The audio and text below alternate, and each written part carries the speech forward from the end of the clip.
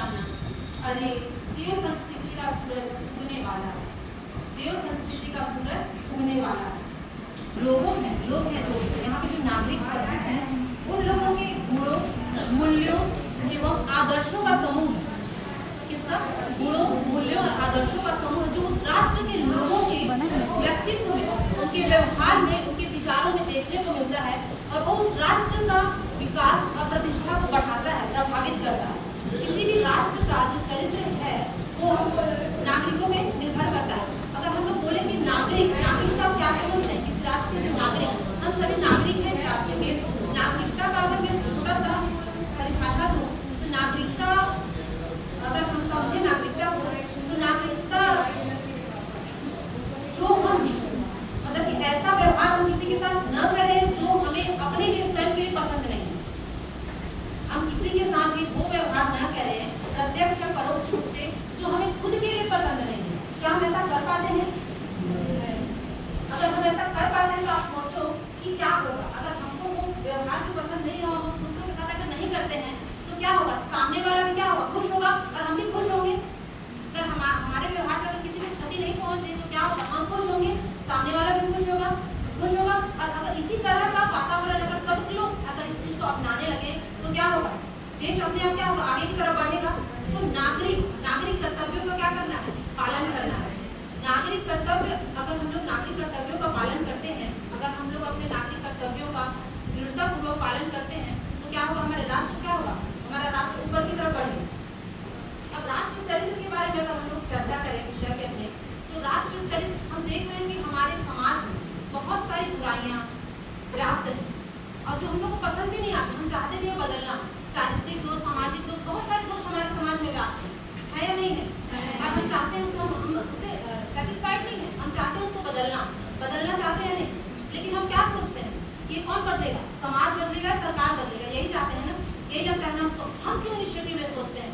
हमको लगता है कि समाज बदलेगा, सरकार बदलेगा, लेकिन हम खुद को कभी सोचे, खुद के अंदर अगर हम लोग अपना मूल्यांकन करें तो क्या हमारे अंदर बुराई दोष नहीं है या नहीं है? अगर हम खुद का मूल्यांकन करें, सरकार और समाज को दूर रख करके खुद का मूल्यांकन करें कि हम अगर अपने बुराई को, दोष को अगर दूर करेंगे, अपने बुराई और दोष को अगर दूर करेंगे तो क्या होगा? हमारा विकास होगा, राष्ट्र का विकास होगा। देखो, राष्ट्र का विकास कहीं ना कहीं व्यक्ति के निर्माण से होता है। अगर व्यक्ति का निर्माण, सबसे पहला है व्यक्ति निर्माण। व्यक्ति निर्माण से क्या होता है? परिवार का निर्माण होता है। परिवार निर्माण से क्या होता है? समाज का निर्माण होता है। और समाज के निर्माण से क्या होता है? राष्ट्र का निर्माण। व्यक्ति का निर्माण कैसे होता है? जब व्यक्ति अपने कर्तव्यों का निष्ठापूर्वक पालन करेगा।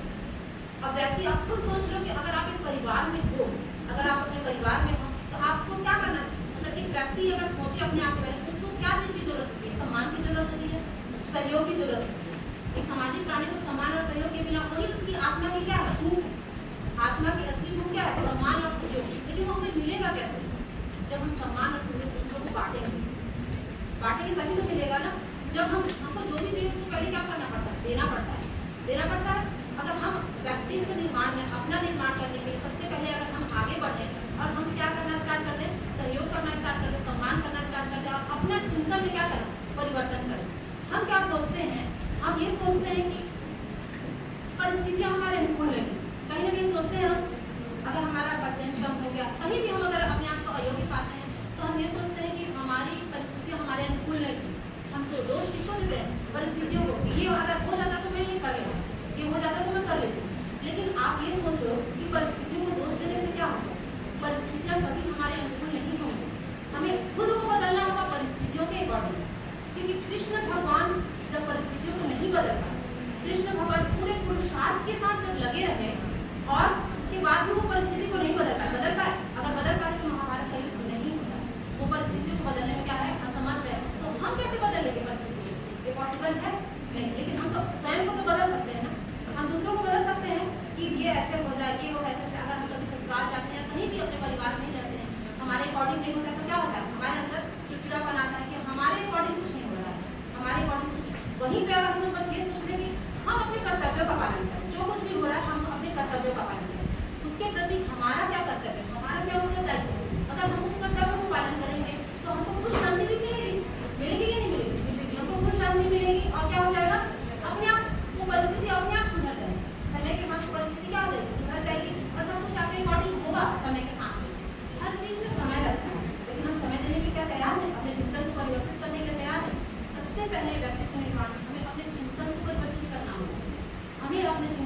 परिवर्तित करना होगा कि हम अपने परिस्थिति के अकॉर्डिंग हम अपने आप को बदल सकें, हम परिस्थिति को बदलने की कोशिश ना करें।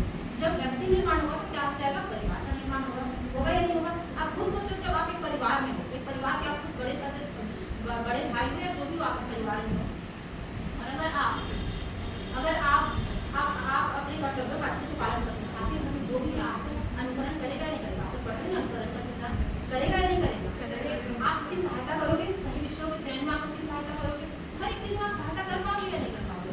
अपने भाई बहन के या आपके परिवार में जो भी उपस्थित कर पाओगे पर उनके विषयों का चयन, तो आप यहाँ पे क्या लिखा है, रोल आपका रोल रहा, ठीक है। अगर आप ईमानदारी से कोई भी कार्य को कर रहे हैं तो आपका क्या हुआ, यहाँ पे आपके उत्तरदायित्व कर्तव्य पालन हुए। तो इस तरह से क्या हुआ, व्यक्तित्व निर्माण, परिवार का निर्माण हुआ। अब उसके बाद क्या है, समाज का निर्माण। समाज के निर्माण में आपको क्या करना पड़ता है, योगदान देना पड़ता है। जो भी आपके पास है उसको क्या करना पड़ेगा, आपको देना पड़ेगा। अगर आपके पास ज्ञान है तो उसको आपको देना पड़ेगा, आपके पास पैसे हैं तो उसको देना पड़ेगा, समय है तो उसको देना पड़ेगा, तभी तो समाज का निर्माण होगा। अगर हम सिर्फ अपने बारे में